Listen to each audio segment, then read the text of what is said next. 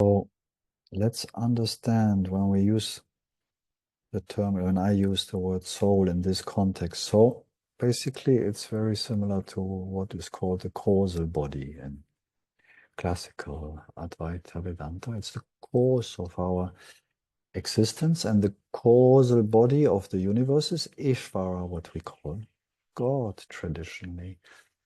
But the awareness, the loving awareness, the consciousness in Ishvara and in the individual soul is still this universal consciousness. God is borrowing its consciousness from consciousness, so to speak, and so does our soul. So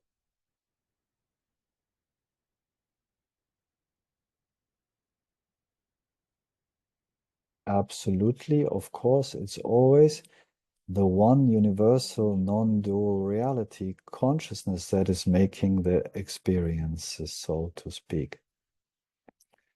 But it uses and it needs to use agents to make the experience. Like I'm always joking, if I want to enjoy the cappuccino, I kind of need the agent of this avatar. Otherwise, no cappuccinos on cloud 21. So the physical body is an agent, is a container to make sensual experience. And that can be very loving, very wonderful if it's not loaded with personal identity. That's this celebration, this enjoyment that we speak about.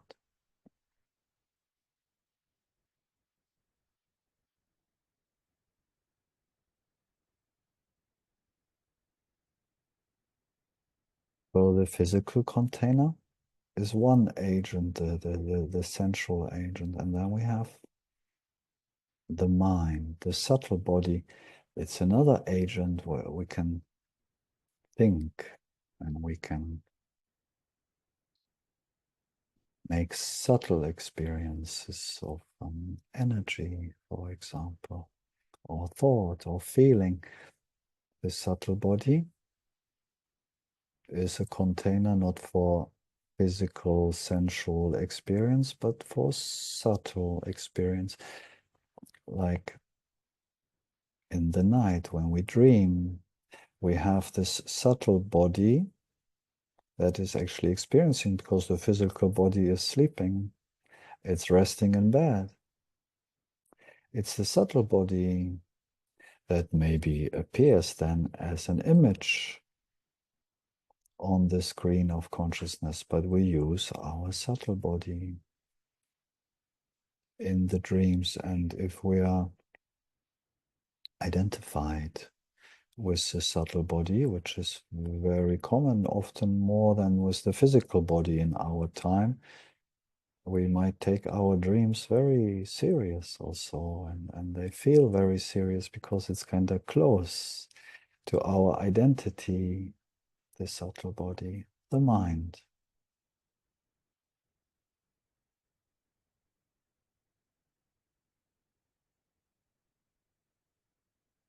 But let's be clear, of course,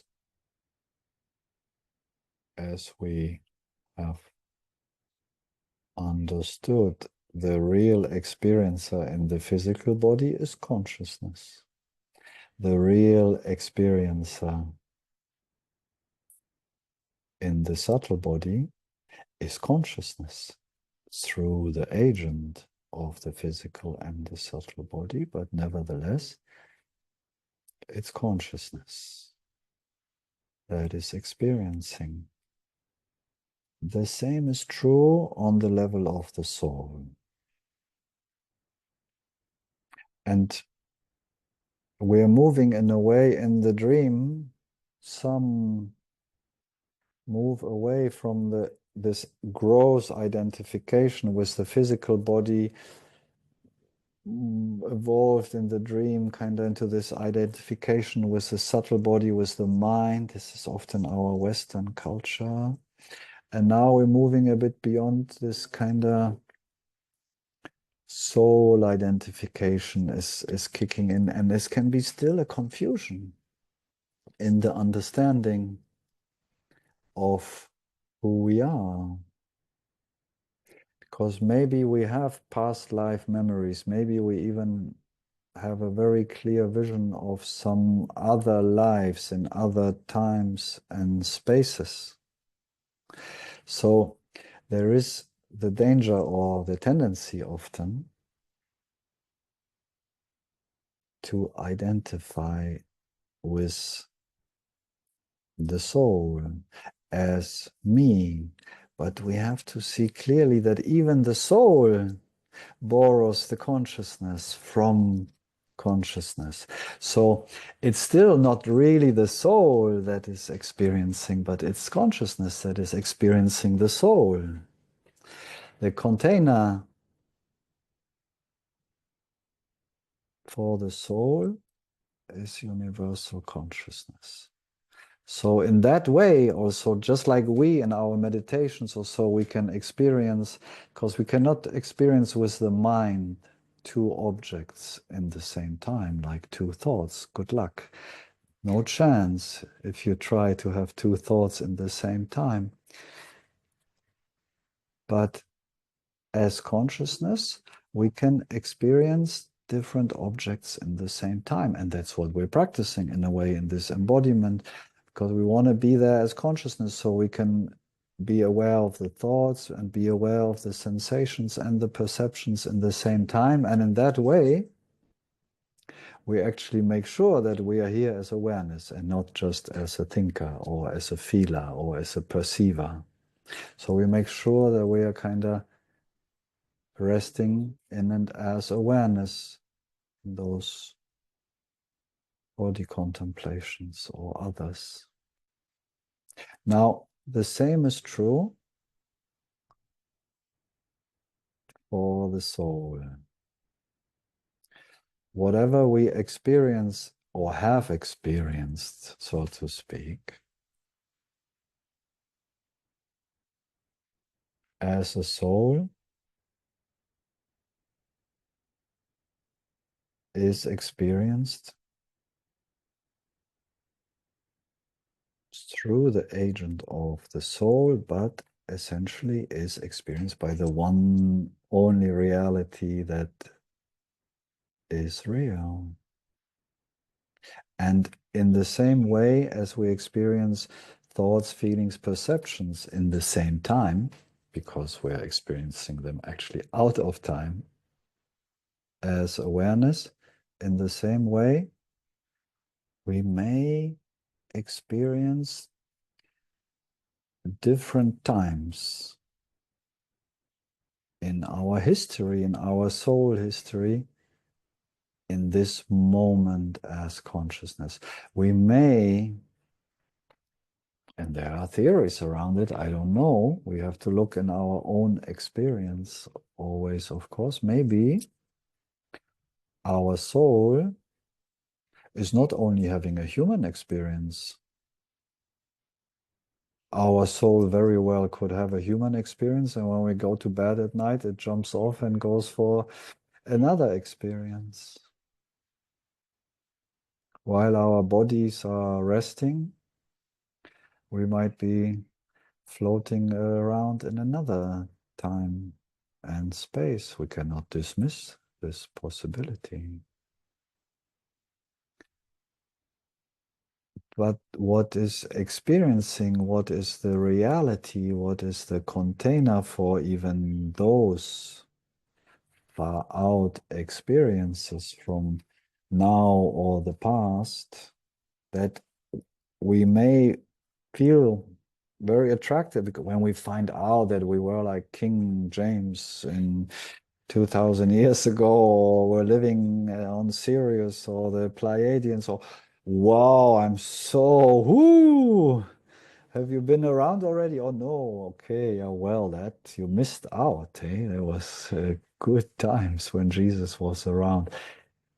There is a juice, an identification juice in this past life, in all of that. It's fantastic to this ordinary, conventional, human 3D mind, no? So it's like, whoa, I am not this body, but actually I'm from Sirius, and I'm very serious about it.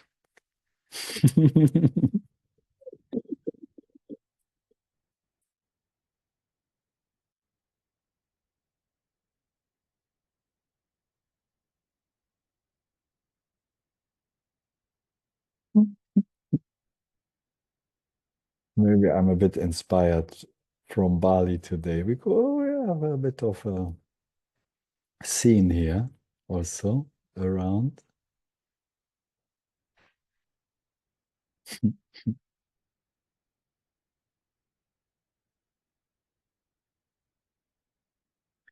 So it's a bit funny, but I'm not dismissing or judging any of that. It's just showing that there is this potential of identification on the path, on the so-called path with our soul, with our history that might not be linked directly to this avatar. So it's much more fantastic, much more exciting. But let's understand. I'll come to your question, Leslie, in a minute.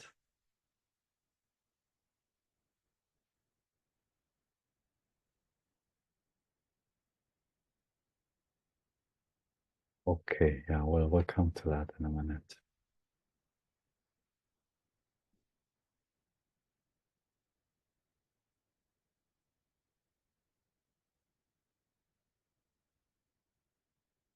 So let's see that this soul level, this causal body,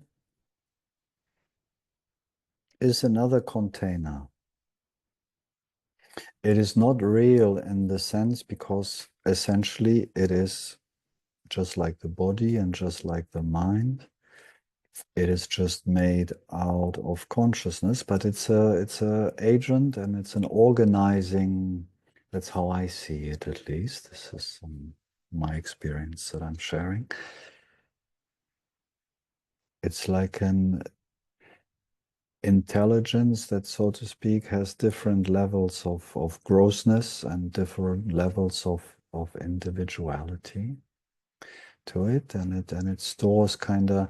So the soul, the causal body, is a much bigger storage than the subtle body, because this subtle body is mostly connected to this avatar, to these life experiences that we made in this avatar, where the causal body has this potential, this seed form of all of our experiences. When we get very quiet, sometimes, or just in random situations in life, maybe we see sometimes, we call that intuition sometimes. It can be coming, of course, from consciousness, a direct insight, but often because things that are arising from the soul, from the causal body, come a bit as a surprise because they don't come from the mind, so to speak. They come much more subtle. They come kind of out of nowhere. In meditation, we can experience that. So we have this feeling, oh, this is the truth, but it might be a thought or a feeling popping up out of this causal body, out of our soul, and it feels very true. It's like, oh, this is my intuition.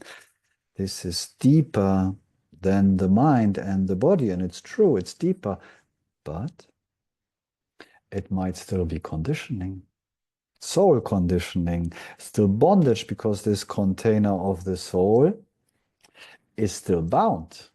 It still has a sense of individuality, even it's very thin, so to speak. It's kind of so close, closer than close with consciousness. But nevertheless, it has this sense of I, the soul, am traveling and Allah. And so it has also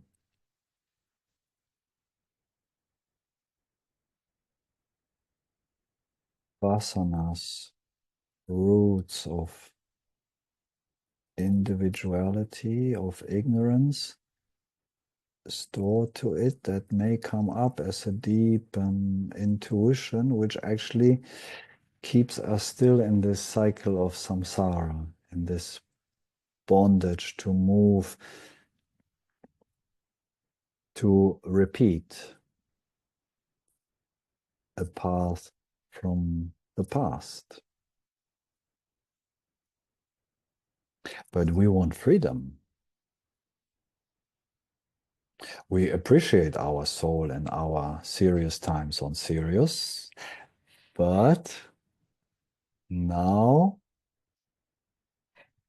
our identity is resting in consciousness and in consciousness alone.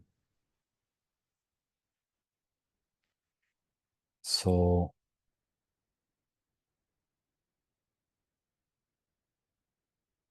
we stay cautious, even when deep intuition sparks into the light of awareness. We still remain cautious if that is maybe a deeper old pattern from the past emerging, trying to make me kind of repeat certain experiences, certain relationships also maybe from the past.